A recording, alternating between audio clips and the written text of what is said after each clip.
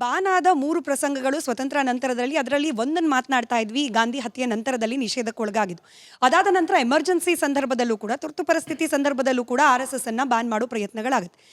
ಈಗಿನ ಕಾಂಗ್ರೆಸ್ ನಾಯಕರು ಅದು ಕೊಡ್ತಿರುವ ವಿಶ್ಲೇಷಣೆ ಏನು ಅಂತಂದ್ರೆ, ಭೂಗತ ಚಟುವಟಿಕೆಗಳನ್ನ ನಡೆಸ್ತಾ ಇದ್ರು RSSನ ಕಾರ್ಯಕರ್ತರು, ಹಾಗಾಗಿ ಆ ಸಂದರ್ಭದಲ್ಲಿ ನಿಷೇಧಕ್ಕೊಳಗಾಗಿತ್ತು RSS ಸಂಘಟನೆ ಅಂತ.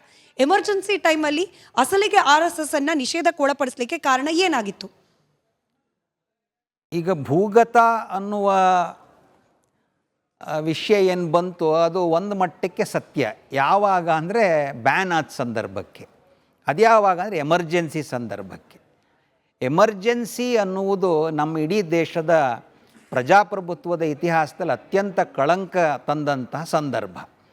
ಒಬ್ಬ ವ್ಯಕ್ತಿ ತನ್ನ ಕುರ್ಚಿಯನ್ನು ಉಳಿಸ್ಕೊಳ್ಳೋಕ್ಕೆ ಇಡೀ ಪ್ರಜಾಪ್ರಭುತ್ವವನ್ನು ಒಂದು ರೀತಿ ಅಮಾನತ್ತಲ್ಲಿ ಇಟ್ಟಿದ್ದನ್ನು ಹೇಗೆ ಜಸ್ಟಿಫೈ ಮಾಡ್ಕೋತಾರೋ ಗೊತ್ತಿಲ್ಲ.